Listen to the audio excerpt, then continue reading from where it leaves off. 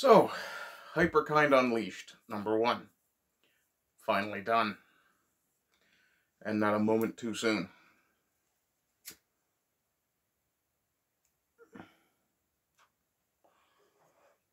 I honestly don't know if it's just a product of the oversaturation of the market in the 90s, or a case of the writers not knowing where they were going with the story, or what, but my god, this is trash too.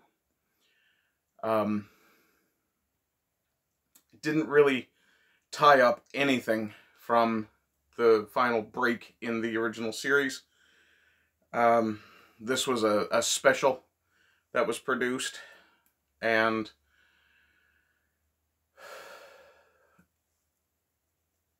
it really just sucked. There's no other word for it. It just sucked. And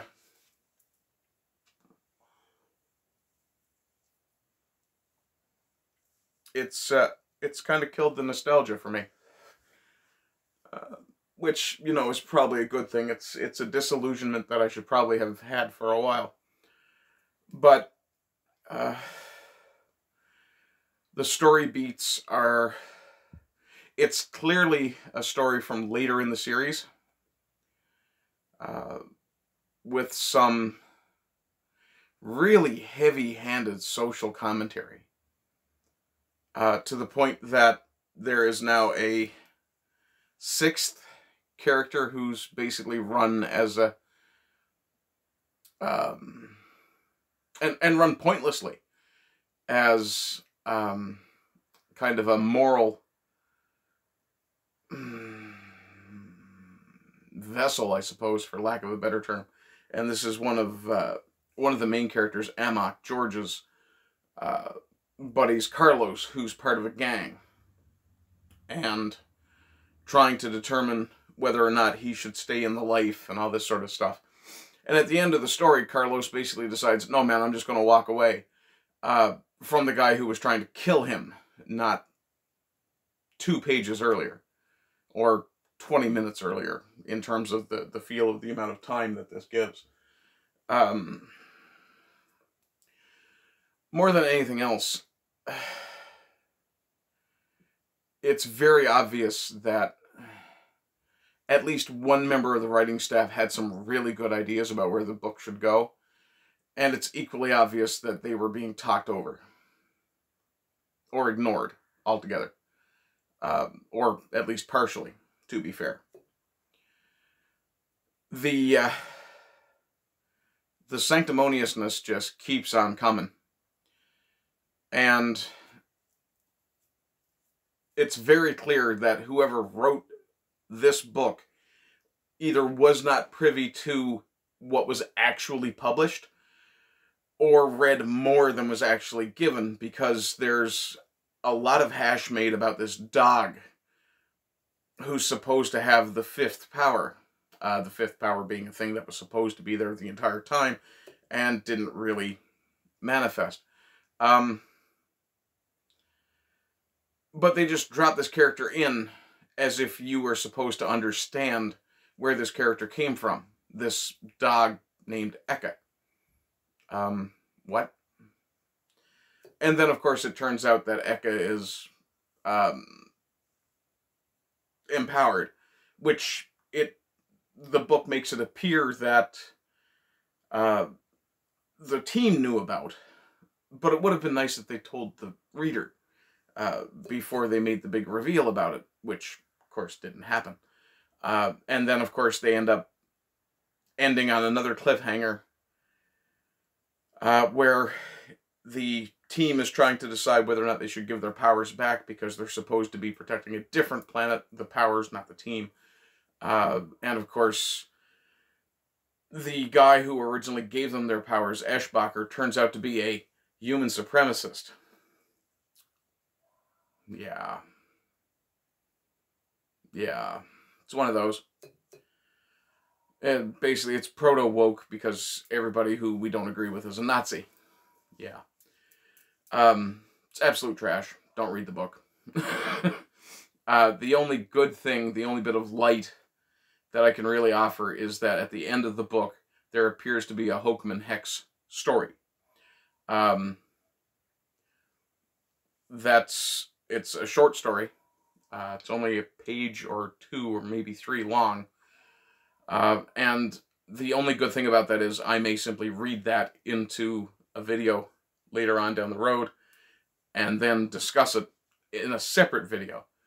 But that will be at the end of the Hokeman Hex run.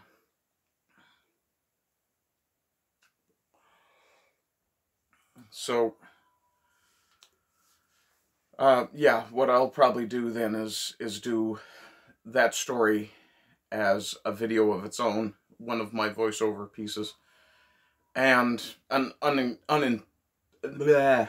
unexpected voiceover piece, which means you won't have to wait till it gets cold again. I'll do it sometime after I finish Hokeman Hex. It'll be the last thing in the Hokeman Hex series, which, given that I think I have 3, maybe 4 books left to read for Hokeman Hex, that'll probably be the next video I do, unless there's a crossover, which I don't expect. And then the next video after that will be the review of the voiceover. So Monday next week should be, Monday next week should be the last of the Hokeman Hex, as this is the last of the HyperKind. Thankfully. Good God, did I ever hate having to go through this.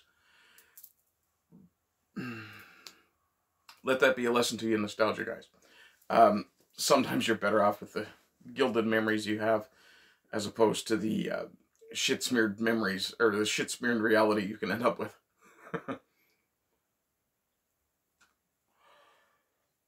One of the few good things about the story is that Jorj, the character who plays Amok, the Wolverine kind of analog, the power fantasy slash fan insert character, he's got some slightly based opinions. And it's really refreshing to see that, at least then, whoever was writing this felt the need to at least make one of the characters somewhat agree with Eschbacher, or Eka.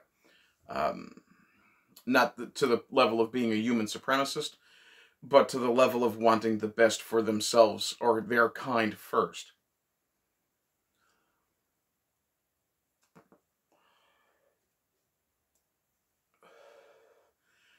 And the funny thing is, Eschbacher never actually says that humans are better than anyone else. He just calls the aliens alien filth, and says that the powers should be used to help humans first. That's not supremacy, that's preference. That's called an in-group preference. Yeah. There's nothing wrong with preferring that your own people thrive. Or, rather, not necessarily preferring, but wanting to see your people thrive. I'm a human supremacist. Fuck the extraterrestrials. I suppose I'm speciesist. Or speciesist. I'm okay with that. But as far as the artwork goes, the artwork was slightly better, maybe significantly better than it had been. I suspect they had a young and hungry artist who was just coming into their prime to do it. I'm not actually going to delve back into the book to find out who it was. Yes, I am. 1 second. Okay, so the artist was Paris Cullens, a black man. I've seen a fairly recent photo. I'm actually waiting for my shitty Newfoundland internet to catch up. Looks like I'm going to have to do something a little more drastic. And actually close this window and bring that back up. Go. Okay. So here's a picture of Paris Cullens. says it was 2017. There's some gray in his beard, so I'm going to guess he was probably fairly young, 24, 25 years ago, when he did it. He's best known for his work on Blue Devil and Blue Beetle and HyperKind.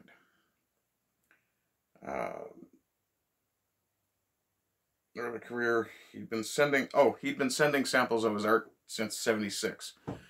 Finally got a meeting with DC in '79. Let's see.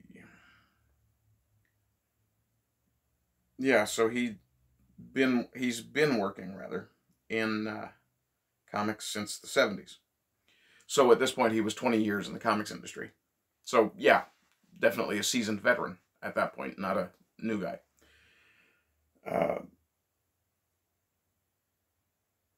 And this is one of his pieces, the cover for the first issue of Blue Devil in, I believe that would be 90-something.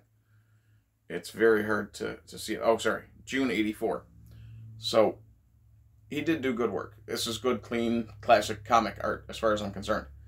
Or he does do good work, I should say.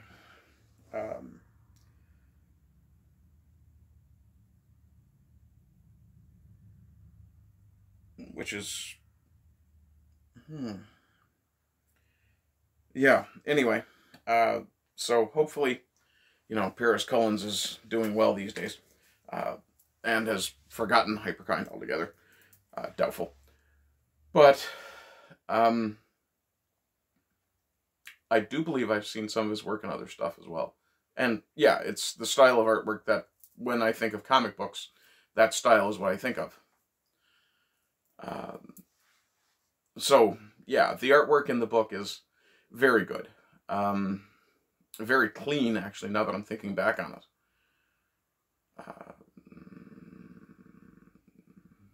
it. Technically, as a technical achievement, the comic is very good. As a literary one, not so much. I'm guessing by the time this book was put together that Barker had probably moved away from the project or served his time, as it were, and gotten away from it in one way or another. Other than that, there's not a lot to be said about HyperKind Unleashed #1, other than, again, I'm very glad I'm done with this series. It's not a terrible, terrible disappointment, but it is a disappointment. And yeah, in the middle of the story, there was a redesign of the characters.